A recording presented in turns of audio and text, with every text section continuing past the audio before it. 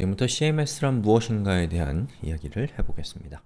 자, CMS라는 것은 캐시 매니지먼트 서비스의 약자인데요. 돈을 관리해주는 서비스라는 뜻이겠죠. 자, CMS를 여러분들이 사실 이미 써보셨을 가능성이 큽니다. 이를테면 자동이체 또는 지로납부 이런 것들이 대체로 CMS를 통해서 이루어지기 때문에요. 그래서 CMS가 어떤 형태인지를 조금 더 자세하게 말로 한번 풀어볼게요. 자, 회원 또는 고객의 통장에서 기업 또는 단체가 고객의 돈을 꺼내갈 수 있는 권한을 기업이나 단체에게 주는 서비스라고 생각하셔도 될 것 같아요. 이게 엄격한 정의는 아니지만 대체로 이렇게 CMS가 사용이 되기 때문에요. 자, 그럼 이 CMS가 어떻게 동작하는가를 좀 자세히 살펴보기 위해서 제가 그림을 좀 준비해 봤습니다. 자, 우선 은행이 있습니다. 여기서 얘기하는 은행은 국민은행, 또 하나은행, 우리은행 이러한 이 고객이나 회원이 사용하는 은행을 얘기합니다. 자, 그 다음에 이제 CMS를 하기 위해서는 CMS를 전담하는 기관이나 또는 기업이 있는데요. 그 대표적인 곳으로는 금융결제원, 효성 FMS 이러한 몇몇 기업들이 이 CMS를 주관하는 그런 역할을 하는 회사들입니다. 자, 그 다음에 이 은행과 CMS 업체들 사이에는 계약이 체결이 되어 있어서 여러분이 만약에 회사를 가지고 있거나 단체를 만들었다면 바로 이 CMS 업체들을 통해서 은행에 돈을 꺼내올 수 있는 계약이 이미 체결이 되어 있는 상태입니다. 자, 그 다음에 이제 단체와 기업이 또 중요한 주체죠. 그래서 이 단체와 기업은 CMS라는 서비스를 사용하는 주체가 되는 것이고 CMS 업체는 그 CMS 서비스를 제공하는 주체가 되는 거겠죠.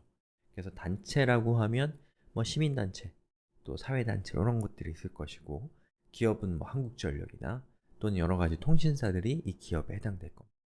그래서 이 단체나 기업이 CMS 업체와 역시나 계약이 체결이 되어 있어야지만 CMS를 사용할 수가 있게 되는 거예요. 자, 그 다음에 또 다른 주체는 뭐가 있냐면 회원 또는 고객이 있을 겁니다. 단체는 회원, 기업은 고객이 있겠죠. 그래서 이제 그 단체의 후원회비를 납부하려고 하는 회원 또는 기업의 사용료를 지불하려고 하는 고객 이런 관계들이 있어서 이 단체나 기업이 회원이나 고객의 통장에서 일정한 금액을 꺼내가기 위해서는 역시나 이 둘 사이에도 계약이 체결이 되어 있어야 됩니다. 자, 그러면 이 과정이 어떻게 흘러가는지를 조금 더 자세하게 살펴보면 일단은 CMS를 이용하려고 하는 기업은 시민단체나 또는 기업, 통신사 이런 곳 일단은 CMS 업체를 선정하셔서 일단 심의 과정을 거치셔야 됩니다. 여기서 얘기하는 심의 과정은 쉽게 얘기해서 CMS 업체가 봤을 때 이 단체나 이 기업이 사기를 치지 않을 것인지에 대해서 심의를 하는 과정이 일단 있는 것이죠. 자, 그 다음에 이걸로 이제 돈을 꺼내올 수 있는 것이 되는 것이 아니고 그 다음에는 그 단체나 기업이 회원이나 고객으로부터 그 통장에 접근할 수 있는 권한을 위임받아야 됩니다.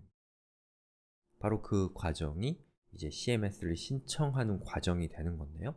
그때 사용하는 신청서가 대체로 이렇게 생겼어요. 만약 궁금하신 분은 잠깐 멈춰놓고 한번 자세히 보시면 좋을 것 같습니다. 자, 그렇게 해서 이 회원이나 고객이 단체나 기업과 신뢰관계가 형성된 경우에만 이제 실제로 금융거래가 가능하기 때문에 이것도 이제 말하자면 안전장치라고 할 수가 있는 것이죠.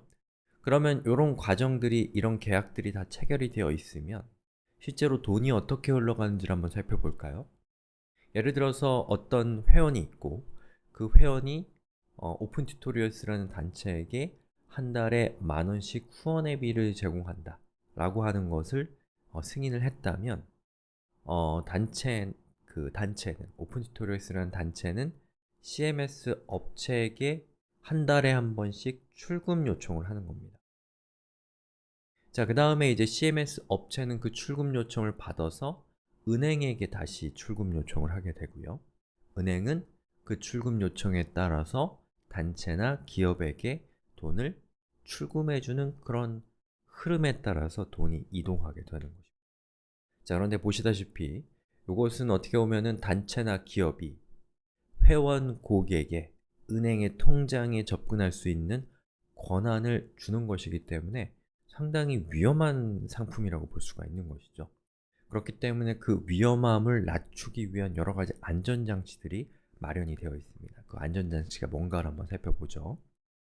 자, 우선 첫 번째 안전장치는 회원 또는 고객과 단체 또는 기업 사이에 체결되는 안전장치는 역시나 동의서입니다. 즉, 이 단체는 신뢰할 수 있고 이 기업은 신뢰할 수 있기 때문에 내 계좌 어디에서 얼마를 꺼내갈 수 있도록 허락합니다 라고 하는 동의서를 제출해야 되는 것이죠. 이게 이제 첫 번째 안전장치인데 이 안전장치도 완벽하지 않죠. 왜냐하면 이 단체나 기업이 회원이나 고객의 개인정보를 빼돌려서 그 정보를 몰래 동의서를 작성해서 CMS를 악용할 수 있는 가능성도 있기 때문에요. 자, 그렇기 때문에 이제 두 번째 안전장치가 무엇이냐면 그 단체나 기업이 신뢰할 수 있는 곳인지에 대한 심사가 기본적으로 들어가게 되어 있습니다. 자, 그런데 이 심사도 아주 꼼꼼하게 할 수는 없기 때문에 이 심사에서도 단체나 기업이 나쁜 마음을 먹었는지 아닌지 파악하는 건 쉽지가 않다는 거죠. 또 심사를 하는 과정에서는 괜찮은 회사였는데 나중에 회사의 상태가 나빠지면서 그 경영자가 다른 마음을 나중에 먹게 될 수도 있는 거니까요. 그래서 들어가는 중요한 부분이 뭐냐면 CMS를 사용하기 위해서는 담보 또는 보증을 들게 되어 있습니다. 그래서 이 담보나 보증을 들어놨기 때문에 만약에 단체나 기업이 범죄를 저지르게 되면, 사기를 치게 되면 그 사기에 대한 피해자들에 대한 피해 보상이 바로 이 담보 또는 보증을 통해서 이루어지게 되는 거죠. 어떻게 보면 이게 가장 중요한 안전장치라고 볼 수 있을 것 같아요, 제 생각에는. 자, 그 다음에 은행이 단체나 기업에게 돈을 출금할 때 출금을 지연시켜서 보내주게 됩니다. 이를테면 10만 원을 누구의 계좌에서 단체나 기업에게 출금을 할 때 한 이틀에서 5일 정도의 지연이 발생. 왜 그렇게 늦게 보내주냐면 일단 출금이 되면 회원이나 고객은 SMS와 같은 걸 통해서 자신의 계좌에서 어떠한 돈이 빠져나갔다 라는 것을 인지할 수 있는 가능성이 생기죠. 자, 그런데 그 SMS를 보니까 자신이 후원회원 신청을 한 적이 없는데 돈이 빠져나간 거예요. 자, 그런 경우에 회원은 은행에 연락을 하겠죠. 또는 CMS 업체에 연락을 해서 나는 이런 거래를 한 적이 없는데 왜 돈이 빠져나갔는지를 이제 문의를 하겠죠. 그러면 은행인 또는 CMS 업체는 긴급하게 그 단체나 기업에 대해서 심사가 들어가서 만약에 이 거래가 수상한 점이 발견되게 되면 출금을 정지시키는 거죠. 그리고 그 단체나 기업의 CMS 활동을 중지시키는 걸 통해서 나쁜 일이 일어나는 것을 방지할 수 있는 시간적 여유를 벌기 위해서 출금을 지연시키는 거라고 볼 수가 있는 겁니다. 바로 지금 제가 말씀드린 이러한 여러 가지 뭐랄까요, 안전장치들이 중첩해서 이 CMS가 가지고 있는 어떠한 위험성을 낮추기 위한 안전장치들이 함께 마련이 되어 있는 겁니다. 그래서 결과적으로 말씀드리면 CMS는 굉장히 편리한 서비스예요. 왜냐하면 이 회원이나 고객이 단체나 기업에게 지불해야 될 어떠한 금액을 일일이 이체하지 않고 자동으로 빠져나가게 할 수 있기 때문에요.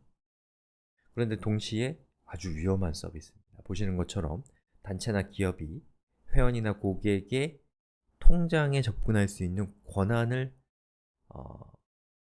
득하는 것이기 때문에, 갖는 것이기 때문에 위험하다는 거예요. 그리고 한편으로는 그러한 위험을 낮추기 위한 여러 가지 안전장치들이 동시에 갖춰져 있다는 것을 여러분들이 종합적으로 판단하셔서 CMS를 이 단체와 또는 이 기업과 CMS를 체결할 것인지 말 것인지, 또 한다라고 한다면 이곳이 신뢰할 수 있는 곳인지 이러한 것들을 여러분이 주체적으로 판단하셔서 결정할 수 있기 위해서는 이러한 전체적인 흐름이나 이런 것들을 좀 이해하실 필요가 있을 것 같아요. 자, 이렇게 해서 CMS가 무엇인가에 대한 이 고객 차원에서의 어떤 알아두셔야 될 것들에 대한 얘기는 여기까지 진행하도록 하겠습니다.